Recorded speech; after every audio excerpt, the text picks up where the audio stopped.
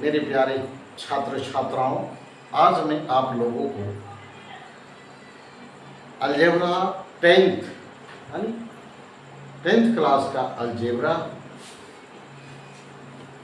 का linear equation रैखिक समीकरण के बारे में मैं कुछ टेलर बताऊंगा। अगर आप इस ट्रेलर को अच्छी तरह से अगर समझ गए, थोड़ा सा ध्यान अगर दे दें तो अच्छी तरह समझ जाएंगे, और जब इसको समझ जाएंगे तो मैं वादा करता हूँ कि आप पूरे रैखिक समीकरण को इजी वे में बना सकते हैं। मैं इसका सामान्य रूप ax प्लस बी बराबर 0, जहां a is not equal to 0। रैखिक समीकरण का सामान्य रूप है ax प्लस बी बराबर 0, जहां a 0 नहीं होना है। रैखिक समीकरण को हल करते समय कुछ नियमों को ध्यान में रखना है कि बाएं तरफ जो भी अचर राशि है उसको हम दाएं तरफ लाते हैं, और दाएं तरफ अगर चर राशि है तो उसको बाएं तरफ ले जाते हैं, और स्टेप बाय स्टेप करके ले जाएंगे। एक ही लाइन में पूरे को नहीं ले जाएंगे। पहले हम प्लस माइनस वाले को ले जाएंगे, उसके बाद हम भाग वाले को ले जाएंगे, उसके बाद हम गुणा वाले को ले जाएंगे। यानी सबसे पहले प्लस वाले को अगर ले जाते हैं तो एक दिशा से दूसरे दिशा में जाने पर प्लस वाला माइनस हो जाता है और माइनस वाला प्लस हो जाता है। फिर अगर भिन्न के रूप में है तो हर को ले जाते हैं दूसरी ओर, क्रॉस मल्टीप्लिकेशन के माध्यम से वज्र गुणन के द्वारा हम क्रॉस कोणाकानी गुणा करते हैं, और हर वाले को ऊपर ले जाते हैं और अंश वाले को नीचे ले आते हैं, और इस तरह से इन्हीं नियमों के आधार पर रैखिक समीकरण को हल किया जाता है। जैसा कि हमने कुछ एग्जाम्पल बताया है, x plus 3 is equal to 7। अगर यहाँ प्लस से 3 है तो अगर वह बाएं से दाएं तरफ आएगा, बाएं पक्ष से दाएं पक्ष में आएगा तो प्लस का माइनस हो गया, 7 में से 3 घटा दिए 4 बच गया। यही x का वैल्यू हो गया, यही आंसर हुआ।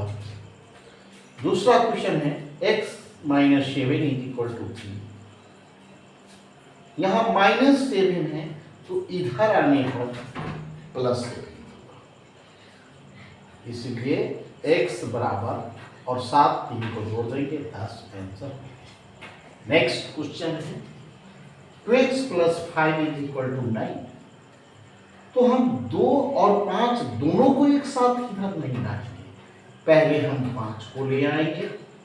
9 में ये प्लस 5 है तो इधर आएगा तो माइनस 5, 9 में से 5 घटा दिए तो 4 बच गया।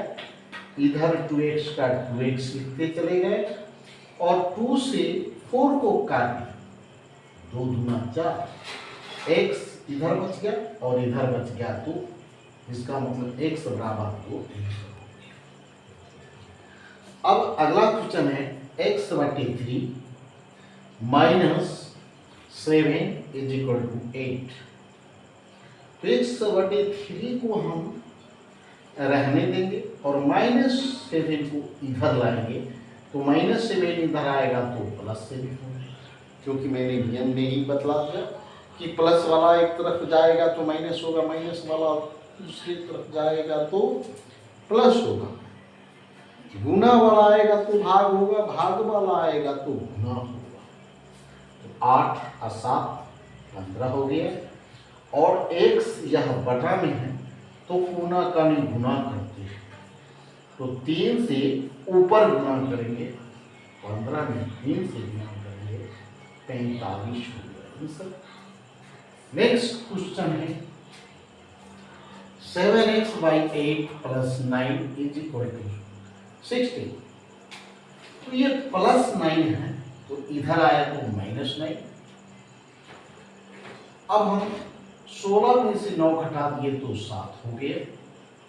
अब यहाँ पर मार्केबल बात है कि 8 अगर नीचे है तो ऊपर जाएगा और 7 अगर नीचे ऊपर है तो नीचे आएगा और 7 से 7 कट जाएगा। हम इसको लाइन में भी काट सकते हैं। 7 से 7 कट गया, आसान तरीका यही है। 7 से 7 कट गया, x बराबर 8 आंसर हो गया। इस तरह से हम रैखिक समीकरण को आसान तरीके से हल कर सकते हैं। उसके बाद है आलेख खींचना। आलेख खींचना भी बहुत आसान होता है। सबसे पहले हम एक प्लस का निशान दे देंगे और प्लस का निशान देंगे तो इस लाइन को, ये खरी और ये है पर, इसको x, इस तरफ x डैश, ऊपर y और नीचे y डैश। जिस तरह से 1 2 3 4 तक यहाँ भी लाइन है, 4 तक यहाँ भी मार्किंग किए हुए हैं, 4 तक यहाँ भी मार्किंग किए हुए हैं। अगर सवाल है हम 2x + 1 = 5, तो +1 इधर आया तो -1। 2x बराबर 4, 5 में से 1 घटाया कि 4, 2 से 4 को काटिए, 2 बार x बराबर 2। अब हम मान सारणी तैयार करेंगे। ग्राफ खींचने के लिए, आलेख खींचने के लिए मान सारणी बनाना पड़ता है और कम से कम तीन मान रखेंगे।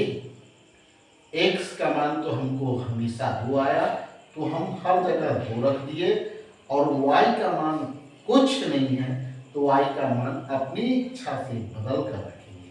तो एक प्लस में रख दिए, 0 रख दिए, एक माइनस रख दिए, कुछ भी रख सकते हैं लेकिन आंसर हमारा वही आएगा। तो x का मान 2 और y का भी मान 2 रखें। तो x का मान 2 यहाँ पर आया, y का मान, और y का मान इस 2 के सामने, तो ये हो गया 2 2। और अगला मान है 2 और 0।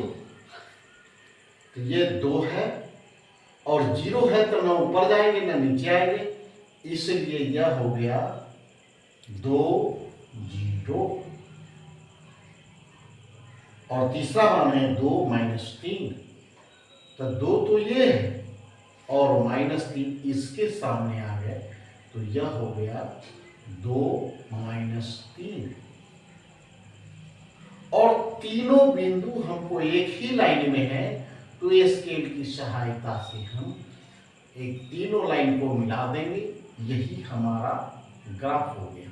इसको कहते हैं प्रथम पाद, द्वितीय पाद, ये तृतीय पाद है, ये चतुर्थ पाद है, जो हम कोऑर्डिनेट ज्योमेट्री में हम समझेंगे, सीखेंगे किस तरह से होता है। और उसमें भी इसी तरह का ग्राफ कितना रहेगा, लेकिन उसमें यही कहेंगे प्रथम, द्वितीय, तृतीय, चतुर्थ, और इस तरह से ये हमको आलेख खींचा गया।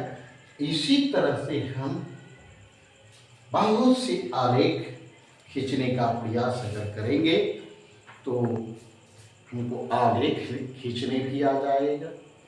ये ग्राफ पेपर पर खींचा जाता है।